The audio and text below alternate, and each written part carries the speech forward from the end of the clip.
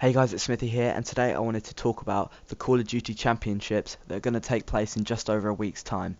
In the background, you will see me playing free-for-all on Freight. I do end up winning the game, but I get some decent kills, and it's quite a nice gameplay, so please enjoy that in the background. But as I was saying, I'm going to talk about Call of Duty Championships, and as you may know, the US regional qualifiers for Call of Duty Championships took place about a week ago.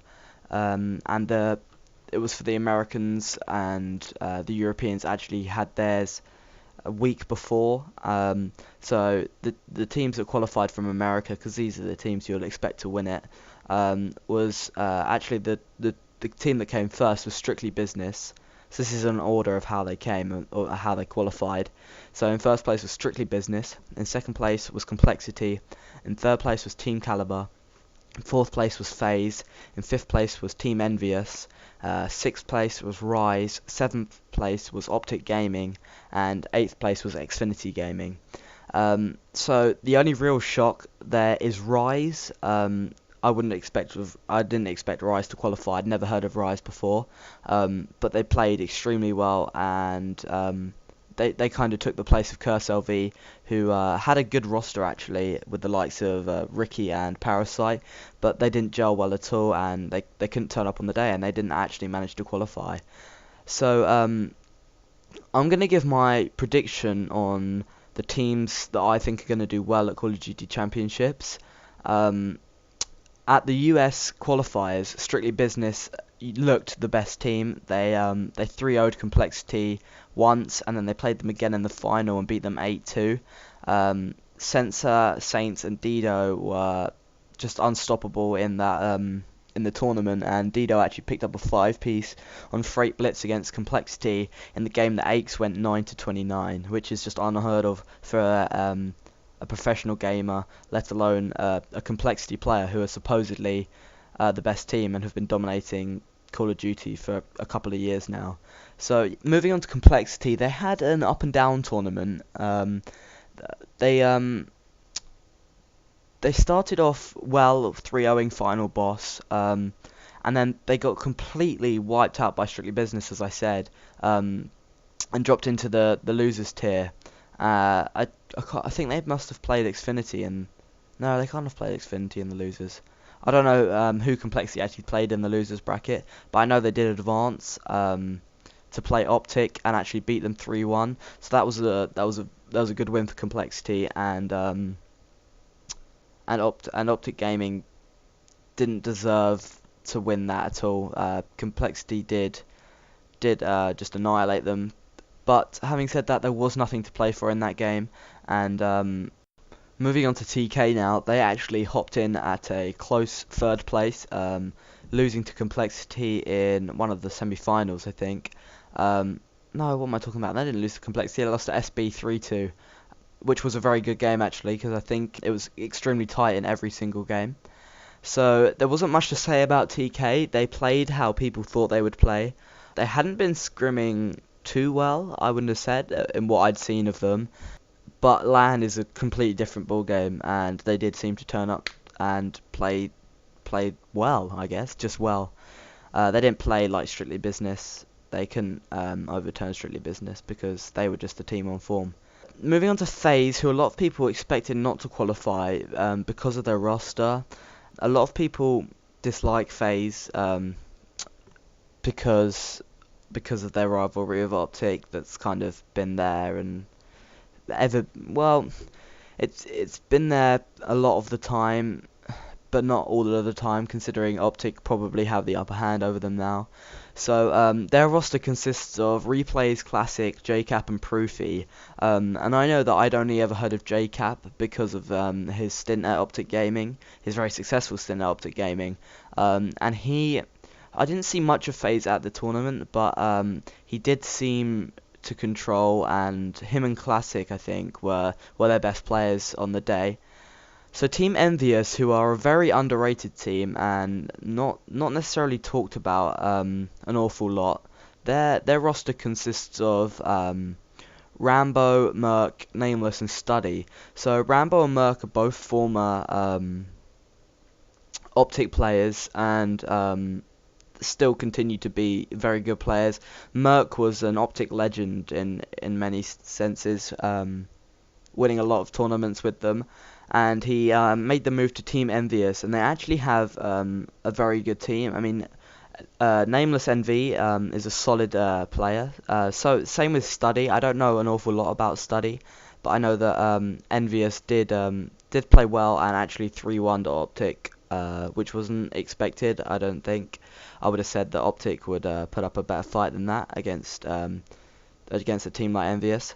So moving on to the team Rise. Rise actually surprised a lot of people. I did not expect Rise to qualify. I'd never seen Rise before, and it came as a big shock to me, and I'm sure a lot of other people when they actually qualified. So their roster consists of Pac-Man, Fears, Wheats, and Looney. A lot of people predicted that Wheats would completely carry them, but I think every player played equally, I'd say. I saw quite a bit of Rise. I saw them play Justice, and I saw them play... I can't remember the other team I saw them play, but I did see them play. And they did play very well as a team. No individual really stood out for me in that team, but that's what shows good teamwork and chemistry can get you qualification, and it did for Rise. So now, probably the most supported team in the whole of gaming is Optic, and I am a supporter myself. I did watch all of their games apart from against Envious because unfortunately I was out. But they did kick off their campaign with a 3-0 win over Denial West, which could have gone very differently if Miyagi had been playing for Denial West. Denial West had to get a substitute in, a pickup called Bloods, who did play very well. I will give him that for a pickup.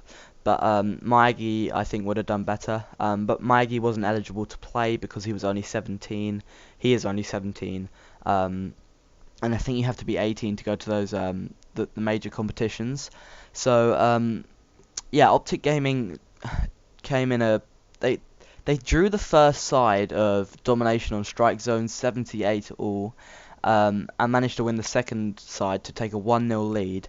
And then in the Search and Destroy match, they actually won. They were playing Warhawk, Search and Destroy, and it was a 6-5. And Optic in the scrims hadn't been winning many 11th round of Search, and a lot of people expected them to cock that one up. But I think it was Scump and Clay combined together to make a nice final play to win that round.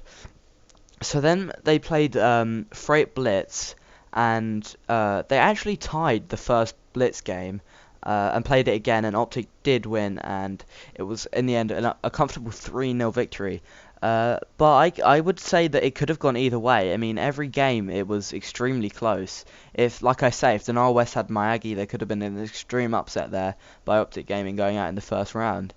And the final team to qualify were Xfinity Gaming, who have always been in and around the top with the likes of TK, FaZe, SB, Complexity, Curse, Optic, and Envy, but have never really pushed through.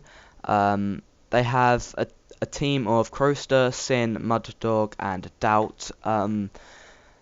It's a team with no individual star player like Rise. They are a good team, and they seem to qualify for COD Champs most years.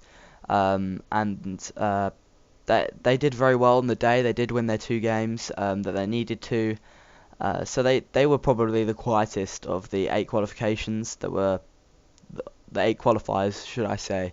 So now I'm moving on to my prediction, and of course I would love to see Optic win it, and they've got a week now to get their act together, their Blitz game together, and see what they can do, because I'd say that they do have one of the strongest rosters in Embos, Clayster, Nadeshot, and Scump.